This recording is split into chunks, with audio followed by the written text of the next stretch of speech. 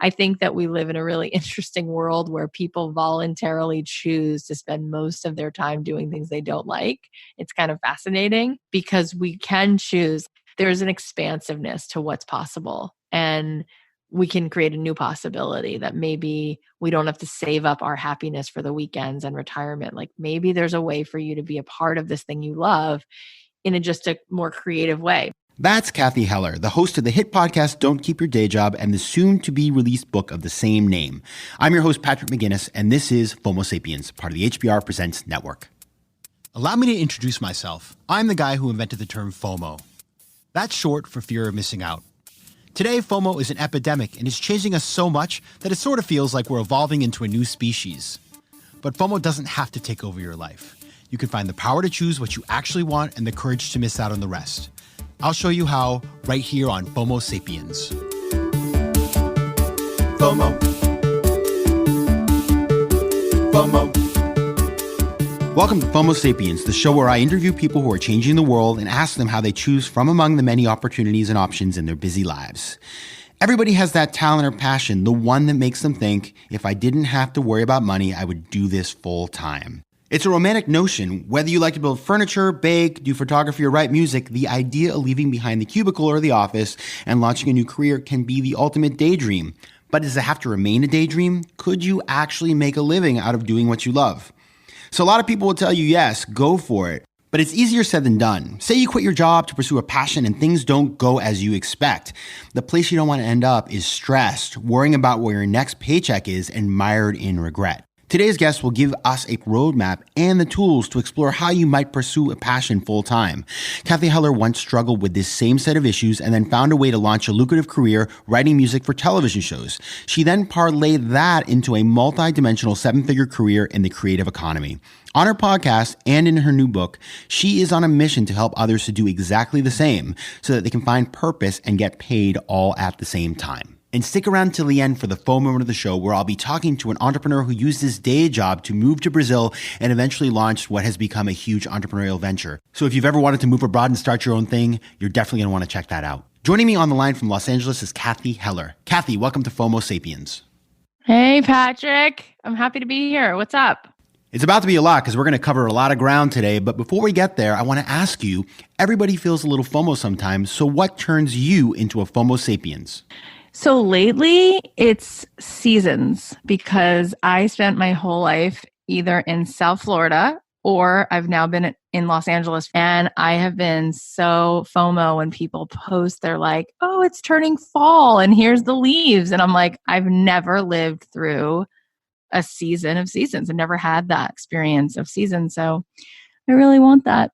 All right, so I hate to contribute to your feelings of FOMO, but I got to confess, today is the kind of day in New York that is the ultimate pumpkin spice latte kind of day.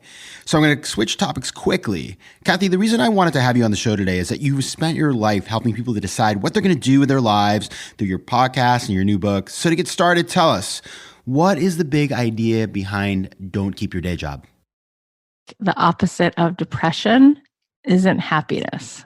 I think it's a sense of purpose. And I think purpose comes from feeling like you're contributing to the world and that you have a sense of like belonging. And so when I came up with the idea of Don't Keep Your Day Job, I was on this quest to help people feel like they lived their life on their terms, where what if you really could do the thing that lights you up and then feel like you're contributing that thing to the world? And I've actually had the pleasure of being on your show. And as regular listeners to FOMO Sapiens know, I'm a big believer in the idea that we can all think about what we want to do with our lives and then find creative and clever ways to do those things. Maybe starting on the side, as I wrote about in the 10% Entrepreneur, but then potentially even going full time. And so what I like about the book is that you talk about side hustles and getting started on the side, especially in a world of creative entrepreneurs, which is where you live. You're a songwriter, you started out there, and now you're able to do all these other things. So talk about some of the steps to figuring out how you can actually get going as a creative entrepreneur or an entrepreneur in general on your path to finding the big project or the new career that you want to pursue. I love that question because I actually have an answer. And there was a time, I'm 40. There was a time where I did not know the answer to that question. And that is so much of reason why I want to do what I do, because I want to give people that answer. Like, what are the steps? The first thing that's really fascinating is, we had you on my show, which I loved having you on. And we've had a lot of other awesome people, like just such smart folks. And we had Angela Duckworth on the podcast, and she wrote a book called Grit. And she told me 2/3 of the people in this world don't even know what they want to do. So it starts with a discovery of like, what is this thing? And so it starts with getting back in touch with being curious and having some wonder, and maybe making a list of like, well, I guess if I could just not have to be quote unquote practical, what would I write down of like 5 imaginary lives? And maybe you are surprised, but maybe you write down potter or floral designer or yoga teacher. Maybe then you could decide that you would dip your toe into 1 or 2 of those things. Like maybe you're not sure if it's travel writing or if it's opening a bakery, but maybe you take a pastry class and see how it feels to actually make some pastries. Or maybe you go on a trip to Santa Barbara and blog about it and just try to like take a little bit of an interest in yourself. I think that we really sort of put all that aside. I think people feel this pressure to know what they want to do for the rest of their lives when they're 18. And I think that that's ridiculous. I think that we keep evolving, and you're probably going to change a few times and make some pivots. And a lot of successful people do that. They start out in one place and they keep listening to whatever this little curiosity is. So you would start there, but then let's say you already know. So you're at that stage now and you're trying to figure out, okay, so what do I do with that? How do I make a living? So what's really important to understand is that at the heart of any successful endeavor, any successful business, is radical empathy. Because a business and a hobby are different. A hobby means you can do whatever you want and you can just sort of have fun. A business means, by definition, that somebody is paying you, which means someone else needs the thing or wants the thing. And so they give you money, which means that right away you have to ask yourself, who is this for? Who am I serving? And most people build businesses backwards. They sit in their room in the laboratory by themselves, coming up with something, and then they put it out in the world and they try to convince people to want this thing. But if you look at successful people, successful enterprises, successful companies, whether it's Apple or Skippy Peanut Butter, the folks behind it are constantly in front of their audience, and they're doing focus groups and they're testing and they're asking questions. And so we make things harder than they have to be because we don't begin with the person it's for. And then the third thing is we want to validate the idea, right? We want to test it. And then after that, you're learning how to scale it. And scaling it means figuring out where your audience already exists and how do you get in front of them. Those are the basic pieces. It's what do you want to do? Who's it for? Validate the idea and then scale that. Yeah, and I want to comment on that a little bit because you were keying into 2 things that I think a lot about when it comes to entrepreneurship. The first is the idea that, we all have this dream that we want to pursue, but you don't actually really know if you want to do that thing.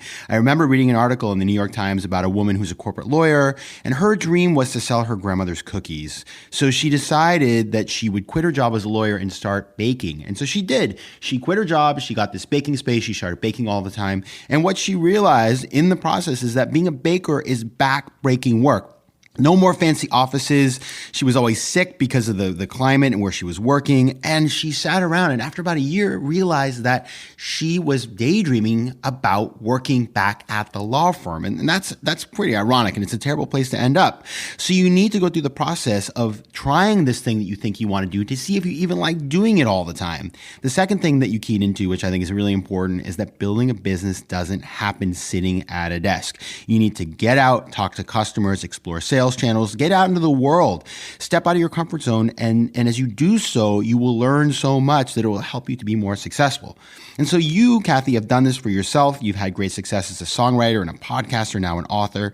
What do you think you have done correctly? And what have you learned along the way that has been able to help you to thrive in your new career? What I've noticed is that every human being I know has a great idea, and what they're missing is momentum. And the momentum comes from doing the outreach. Remember when I talked about how you have to know this idea of what you want to do and then you get in front of people?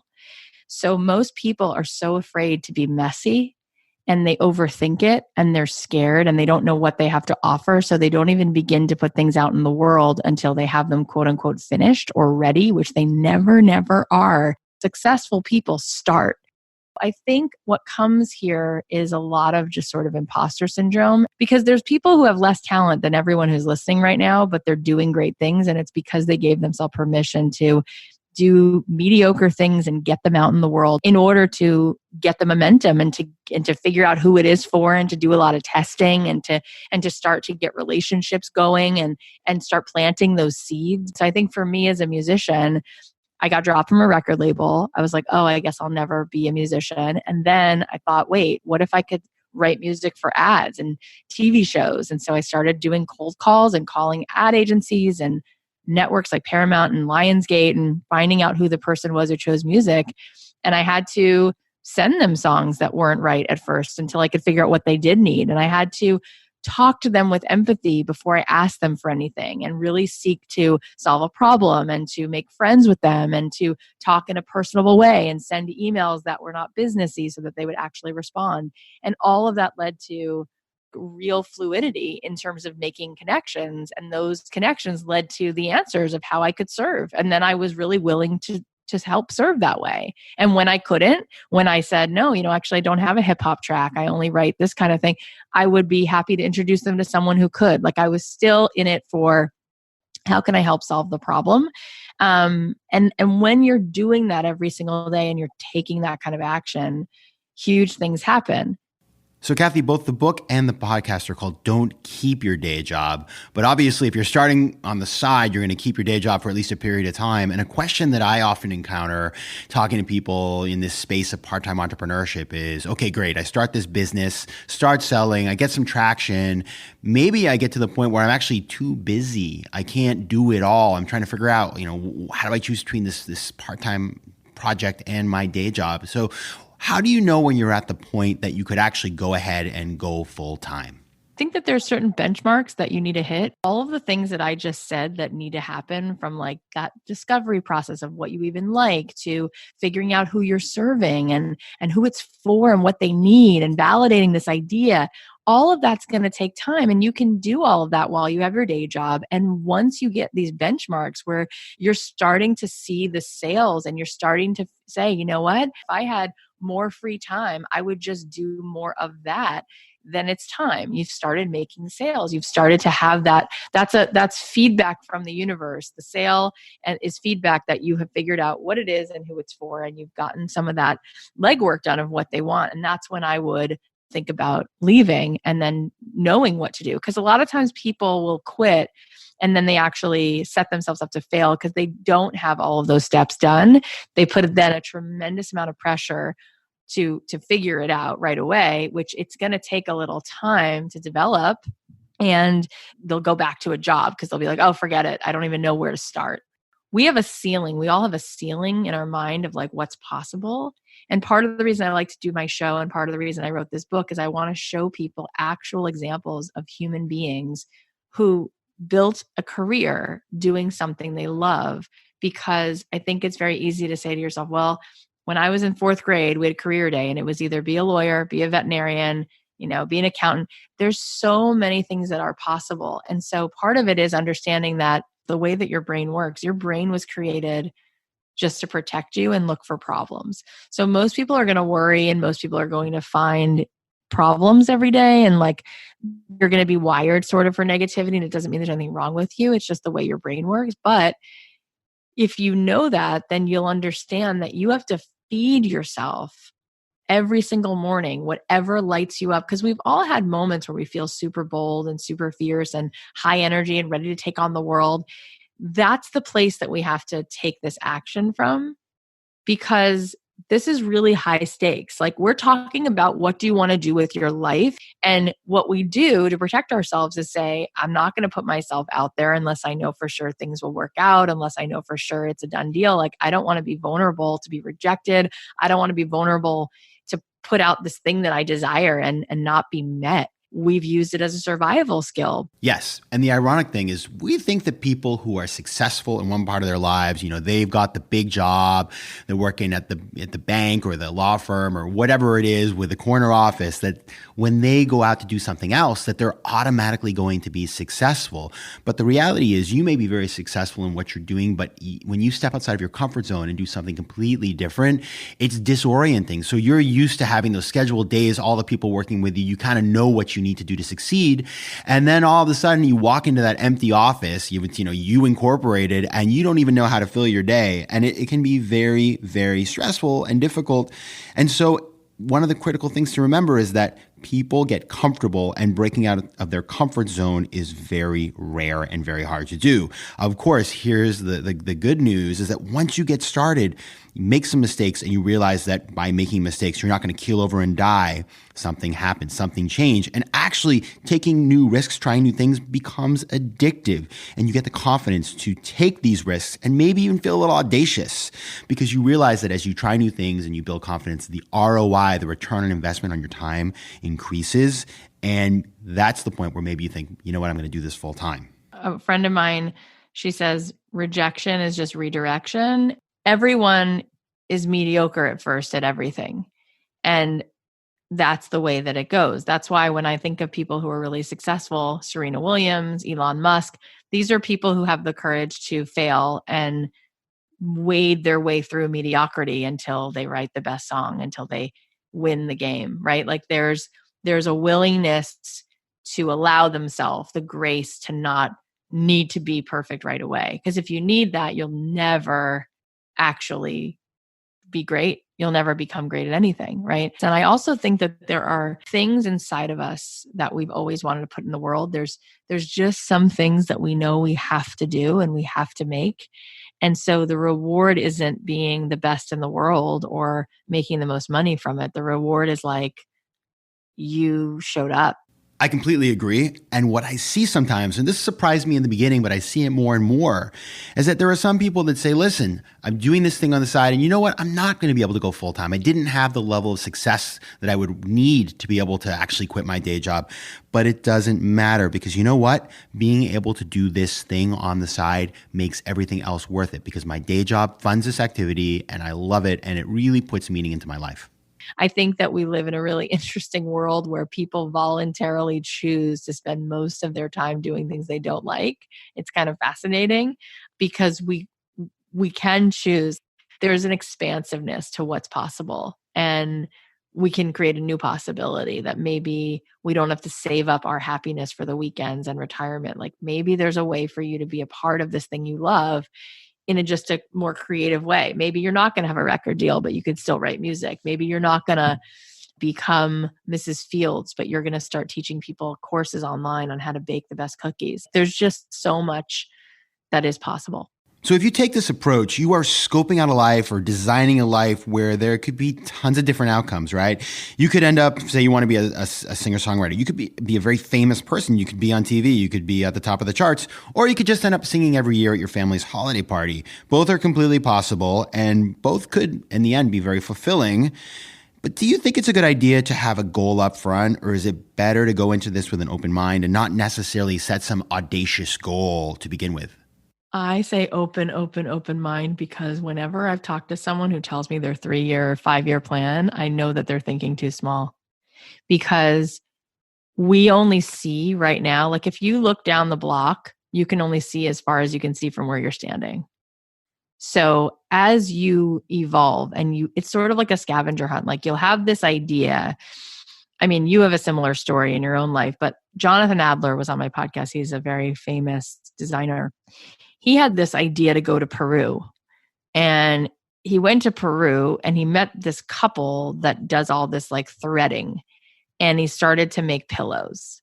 And then he started to work with them. And then he came back to New York City, and the pillows led him to the next thing. And now his life now is designing hotels. He has 28 flagship stores. He's sold in all the fancy department stores. He has a multi-million dollar business, which started with this, I don't know what I want to do. When he graduated from Brown, he said, I don't know, maybe I'll go to Santa Fe and weave baskets. Like he didn't know what he wanted to do.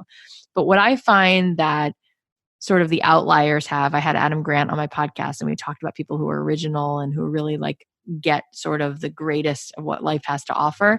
It's this not knowing and this willingness to trust the curiosity. I think that what happens, and I think everyone who's listening has experienced this at some point, there are things in your life when you trust your curiosity or this whisper, whatever it is, and you follow it, there's a synchronicity that shows up that almost feels like religious. It's crazy. Definitely stay open. Like, what's possible? I don't know. And keep practicing that muscle. Like every day, open a Google Doc and like brain dump 30 bad ideas. Get in the habit of coming up with ideas. Ideate, come up with ideas. Who could you call? What might she say? Oh no, you know what I should do? I really want to do this. Oh, who's it for? Maybe this person. Until you start to go, no, I'm getting it. I'm gathering it. This is really what the thing is. And then as you do that, your career will literally just take you in places you couldn't believe it did. Yeah, I have this thing on my phone. I'm a list maker, and I have lists for everything in my life on the Reminders app on the iPhone. And I come up with new ideas all the time. In fact, right now I'm kind of trying to come up with a couple new words. I have 3 new words I'm working on, so look out, world. And that's a really great way to store your ideas, because here's what happens. You come up with an idea, you jot it down, and maybe on day 1 you think, well, this isn't a very good idea, but you go back to it on day 5 or day 10 or day 33 or day 172, and you look at it differently and you start thinking, yeah, it's not a bad idea at all. And that can actually turn into things. It's happened with me all the time, writing my books, writing things down that a year or 2 later I come back to, and it ends up being an idea that I would have never remembered and that is actually pretty useful. So having a repository of the things you're thinking about so you can go back and look at them is a very good idea. Cathy, this is the show about how to find the power to choose what you actually want and the courage to miss out on the rest. So what advice do you have for our listeners? I mean, I just feel like every one of us has this like 6-year-old inside of us who has been waiting on the sidelines way too long. And I think most people, this idea of like become who you're supposed to be, it's really like unbecome. Because so many of the things we do are the things we do because other people told us to. So it's really like choose yourself, because I think the number one regret of the dying is that people didn't feel like they lived their life. Like, I would have gone to art school, but my mom told me not to. Oh, I would have been this, but it didn't seem realistic, or I didn't want to let someone down, or whatever. And that is the greatest tragedy. So I think that the number one human need is to feel seen. Like, we want people to get us. But I think that we want to see ourselves. I think that the person that you're looking for is you. Like, you want to come home to yourself. So that's the greatest fulfillment, is like whether this thing becomes monetized or not, is like, did you crack open back to this thing that just feels like you? And then even if you don't monetize it, like, how does that just change the way you feel in your skin? How does that change your marriage? How does that change your friendships? How does that make things just so much more alive when you're coming from this place of, this is what really makes me happy? And I think just asking yourself that question and going down the path of that curiosity, like, I definitely have seen it over and over that it can lead to a huge career. And at the very least, it just leads to so much more knowing of yourself, and maybe finding things that you were supposed to do that other people in your community in this world needed that only you could offer. And I think that's what we're chasing. A couple of weeks ago, I had Dr. David Feigelbaum on the show talking about his life experience, and his story is incredible. If you haven't heard it, go back and listen. He was given last rites 5 times before the age of 30 before he used his own training in medical school and in an MBA program to find his own treatment. And what he told me, which really stuck with me, is that we don't regret the things we did do. We regret the things we didn't do. And he has this whole sort of life philosophy called Think It, Do It. And he just says, if you want to do something, if it comes into your mind, then you should go for it. And I think that can be very powerful. Sweet. What a powerful person. Cathy, you got a lot going on. Obviously, you're a singer-songwriter. You've got a podcast and the book coming out. You got a family. You've been building an empire here. So as you do that, what do you feel like you're missing out on? I've built this beautiful life, 3 kids. I had to go all the fertility treatments to have each one. And I worked so hard, came out to LA with nothing, right? Like no emotional support from my parents, no financial support. And I built this incredible 7-figure income doing something I love. And then I turn around and I go become a workaholic. So how is that helping anyone? Like I built a career so that I could take off time in the afternoon. Like I've set it up this way, and I miss out on taking walks and naps and reading books for fun and having lunch with my girlfriends or going to, do a wine tasting. I miss out on that for no good reason. So I've been trying to train myself to enjoy what I have. And it's interesting. I think some people are really good at earning money.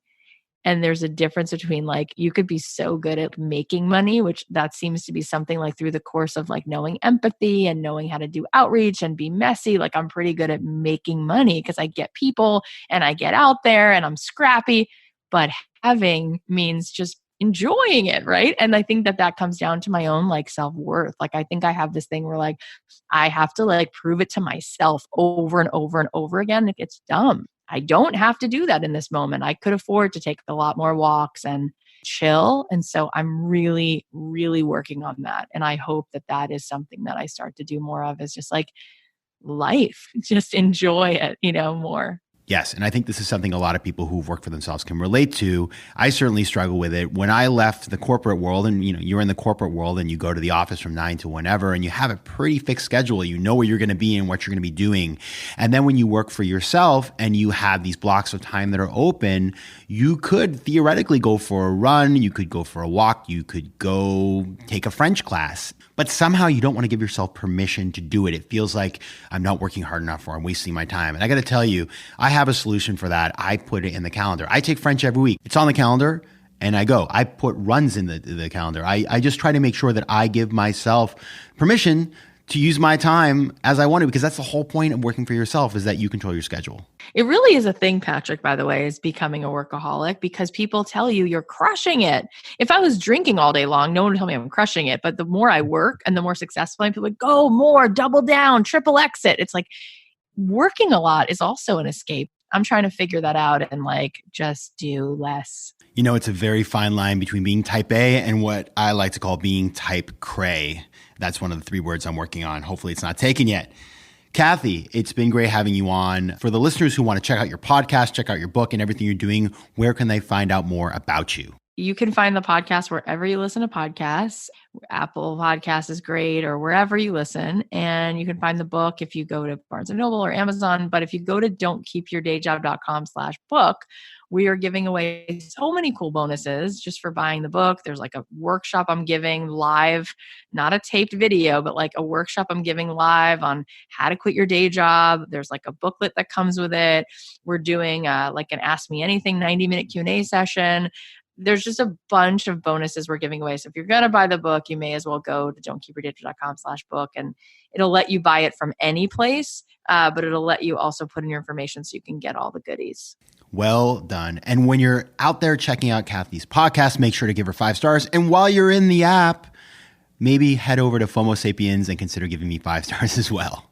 Yeah. And listen to Patrick's episode on the Don't Keep Your Day Job podcast. That's a good place to start. Yeah, definitely check it out. We had a great conversation. Cathy, thanks so much for stopping by today. Best of luck. And we look forward to see what you do next. Amazing. Thank you so much for such a fun talk. FOMO. And now it's time for the FOMO moment of the show, which is when I talk about FOMO and its role in pop culture, or tell you about something that's giving me FOMO. And today it's not a something, it's a someone. He's sitting right here in the studio with me, in town from Sao Paulo, Brazil, is Matt Kligerman. He's the CEO of Escale, a venture-backed company that's raised over $30 million and has over 350 employees. Matt, you're American. You live in Brazil now. How did you decide to move down there and start an entrepreneurial venture? Yeah, I was working here in New York for a bank and had lived in other countries in my life, in Australia and Sweden, wanted another adventure, and convinced the bank I was working with to send me down to Brazil for a project that was going to be 1 year. I got extremely excited about some opportunities and fundamental problems that need to be solved, and decided to leave to go build out this company. So this is the great thing. You got somebody else to pay for you, moved to Brazil, figured out if you even liked it, and then you were able to observe an opportunity and go after it. So what is this opportunity? What does Escale do? Yeah, so we do customer acquisition in Brazil.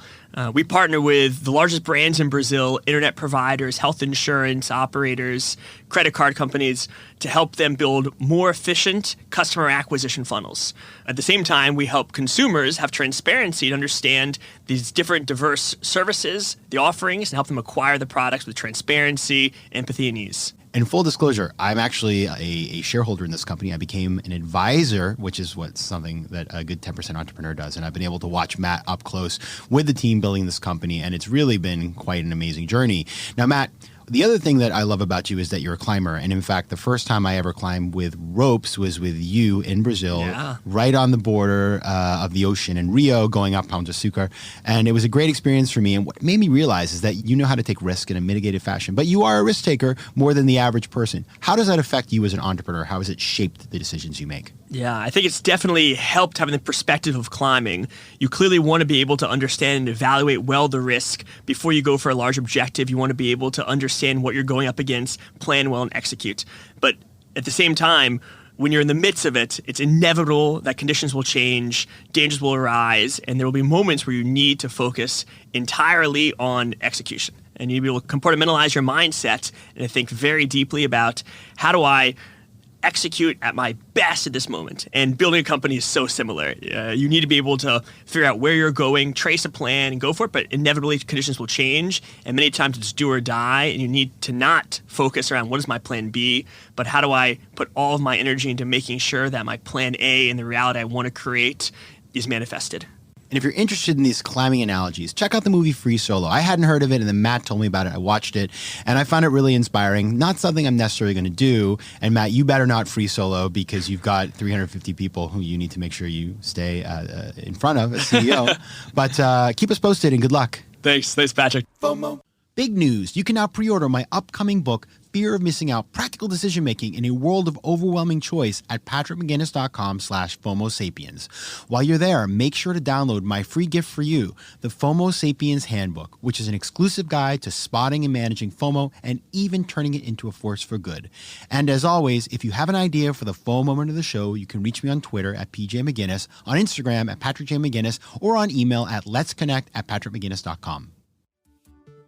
FOMO Sapiens is part of the HBR Presents Network. The show is produced by AW360 and recorded in New York City. Theme music is by Mike McGinnis. If you like today's show, please be sure to subscribe, rate it, and recommend it to your friends. And as always, you can find me at patrickmcginnis.com. You can also take the official FOMO diagnostic at patrickmcginnis.com/FOMO-quiz to find out if you're a FOMO Sapiens.